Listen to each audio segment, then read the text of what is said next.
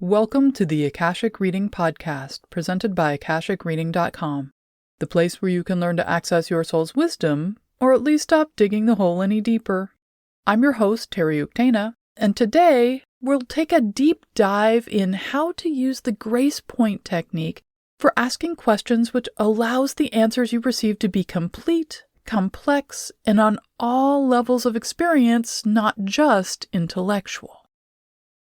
Asking the important questions, the things which have the most meaning to us or are the biggest problem or pain point, is most often why people want to read their Akashic record or soul book.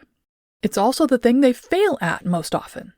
This is true whether the person is a novice or an experienced reader. It's simply a fact we are least able to be clear about the answer, let alone all the components of a situation, if we're invested emotionally in the answer.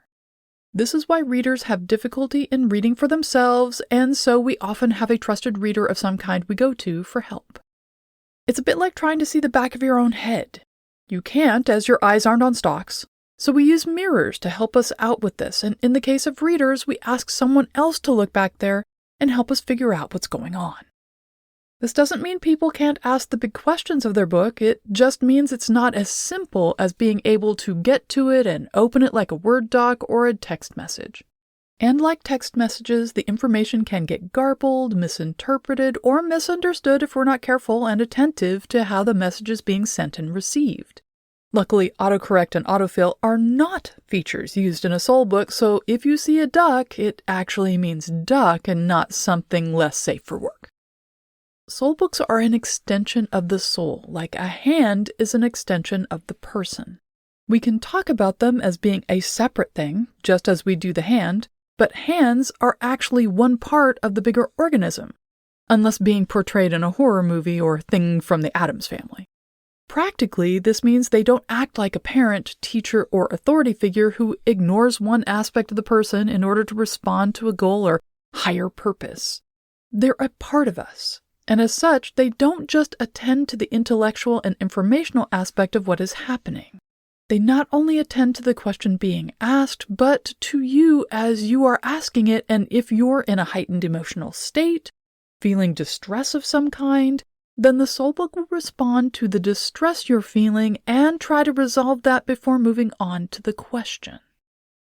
This means you could be asking a question about whether or not to buy your cousin's used car or get a new one. If you should move to another state, quit your job, or take things with this new person to another level, but the response you get is to be whisked to a relaxing beach with palm trees, or a sunlit meadow, or a quiet mountain retreat. You could be told to get a guinea pig, take up knitting, try welding found objects into sculptures, or any other of a million random things. As people expect an answer to the question they've posed, they think this is the answer rather than a remedy for their anxiety and stress state. And they come away confused, bemused, often with a sense of letdown, and possibly questioning their ability to work in the Akashics at all. Hence, I think of this as the text message style misunderstanding of what is presented. If we ask about how to succeed in starting a new business, asking for a raise, handling a difficult ex, or working through issues with our children, then are taken to a beach with palm trees and offered a lounge chair, we could misunderstand and think we're being told just to relax and it'll all be fine. Instead, we're being asked to relax now because we're stressed out in the moment. If we could relax and go back to ask our question in that relaxed state, we would then be able to get detailed information and possible instructions on how to move forward to a solution. Which is a bit like expecting someone having an anxiety attack to calm down when they're told to calm down. It doesn't work, could make things worse, adding layers of performance and social anxiety to the mix, and or turning the anxiety into a not-so-subtle rage which targets the people around them like a heat-seeking missile. Death stares have been known to occur. So is this a catch-22? Well, a bit of yes and a bit of no. Rather than trying to not get emotional and be totally relaxed about questions, subjects, or problems which, by their very nature, cause us to be emotionally engaged, it works best to use the emotions to become focused and fully present. The key to this is being able to get to what I call the grace point.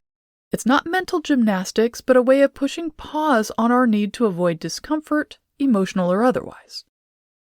Often, the reason and the question or questions we're asking are important is we have recognized or finally admitted to something which is causing us pain. Lack of funds, relationship difficulties, confusion about career, not understanding why abuse happened or why someone who should love us can't, and so on, cause us pain on multiple levels. We want to resolve this so the pain goes away, even if it's just a persistent uncomfortableness. No matter what we have tried, we keep being in this same state or place, or we arrive back at it like Groundhog's Day, always coming back to the stuck spot or the exhausting question of, what now? Human beings are pain averse.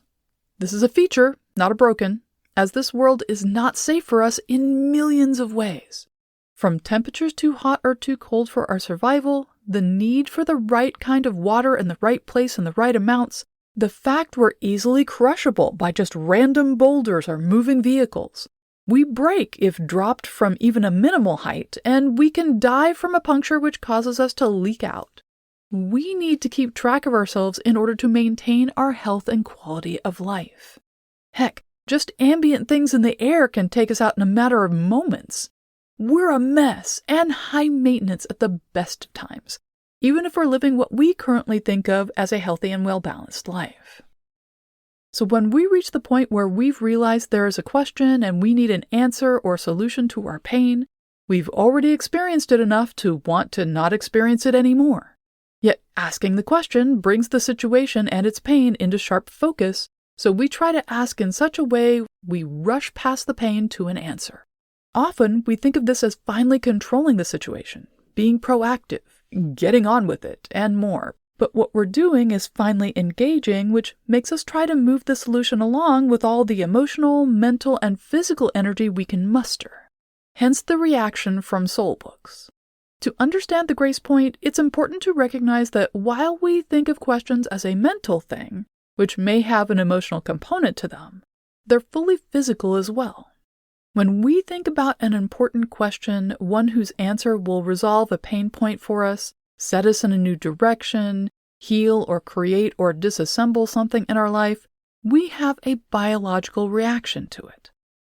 Just thinking about the question in our head causes our adrenal glands to produce and disperse a shot of adrenaline. This revs up our heartbeat, raises our body temperature, and creates a mental focus we didn't have a second before. It's a bit like having half a cup of coffee or half a soda, but instantaneously, and the effects only last for a few minutes. Next, our problem-solving brain alerts to the fact we've had this adrenaline spike, which means there's a problem of some kind to solve.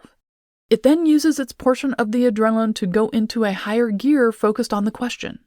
And its first action is to ask for more adrenaline as a backup so it has enough power to get through the process. Therefore, another, more sustained burst of adrenaline comes a moment later, amping things up further. Which is, by the way, where obsessive thoughts and stuck thought spirals can come from. If all the possible solutions have already been thought through and the issue doesn't resolve, or is attached to something bigger, deeper, more impactful which hasn't been worked out, then the adrenaline and problem-solving loop starts like a merry-go-round. Yay for biology! The grace point is a specific moment of sharp focus during this process, where we are experiencing the emotional pain, adrenaline high, and need to problem solve. But instead of trying to get to the answer or solution, we instead pause long enough for our knee-jerk aversion reflex to subside. It's often found at the end of the obsessive thought loop. For example, if the question of, why did this happen back then the way it did, comes through your mind, you'll get hit with a bit of adrenaline, the brain turns to focus on problem-solving the question, asks for more adrenaline, then starts down a well-worn loop story or narrative which recounts all the known facts, the assumptions, the possible motivations which all lead to the same stuck spot. It's at this stuck spot, the empty crossroads, frustrated, drop the tools in defeat, throw your hands up in the air point, where you can step back and make space for advice and akashic input. It's a bit like having banged your elbow, then holding very still, putting pressure on it to reduce the sharp pain and calm down enough to assess the damage, if there is any.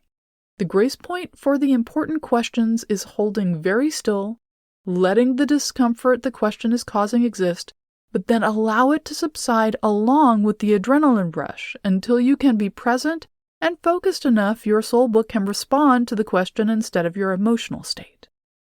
This seems rather complicated and like it would be some massive meditation practice which requires hours of practice to master.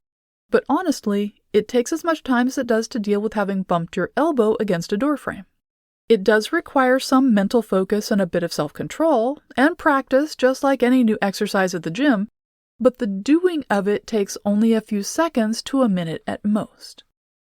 So the goal in using the grace point with big questions is not to force yourself to be calm or not feel, but instead let yourself feel fully. Problem solve through the old storyline until you reach the well-worn stuck spot, then don't try to fix any of it. Stay in that spot and use it to have full engagement while retaining a comfortable emotional distance so you can intake the full contextual answer from your soul book. The process looks like this. 1. Ask the question to yourself. Don't just remember the question, say it out loud or in your mind. Recite the question like you would a poem you've memorized. This activates you not only emotionally but physically. 2. Your limbic system, which controls your biochemistry, will increase the adrenaline in your body as you've just alerted yourself to an important problem in your life, which is needing a solution in this moment. Allow yourself to acclimate as the adrenaline brings your mind, senses, and knowing into sharp focus. You will quickly feel more present and in the now. 3. Hold this until you reach the grace point of stuckness, or what now, which is the source of your question. You may feel a bit of futility or frustration at this, but allow yourself to arrive there and don't try to rush past it to an answer. 4. Once in this grace point, hold things until your mind can focus beyond it and back to your book with curiosity. 5. You can now ask the question or present it to your book. 6. Continue to keep this posture of heightened adrenalized focus and curiosity in order to get the better, clearer answers you're looking for. This also allows you to get information you're not expecting or don't realize needs to be included. Working with the grace point allows the answers you receive to be complete, complex, and on all levels of experience, not just intellectual. They may bring emotional response and insight, come through physical reactions including healing of long-held pain, or be message as direct as the striking of a bell.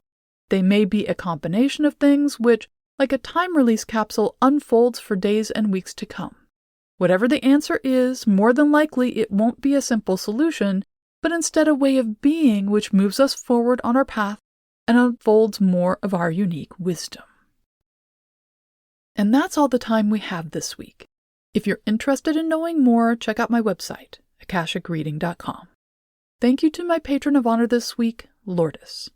If you're enjoying this podcast, please consider supporting it by subscribing on Patreon. For just $5 a month, you can join in weekly patron-only classes, see all my other offerings, and get regular updates about what I'm working on at patreon.com/TerryUktana. Thanks. Bye.